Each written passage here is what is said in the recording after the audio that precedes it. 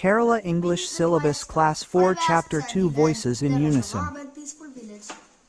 The villagers were simple and kind-hearted. They had never met any outsiders. They enjoyed the calm and quiet life of their village.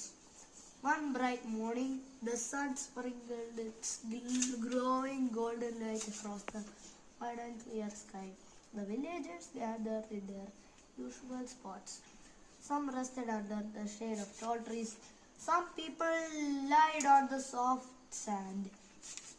A few children lay on the ground, sketching patterns in the sand with sticks.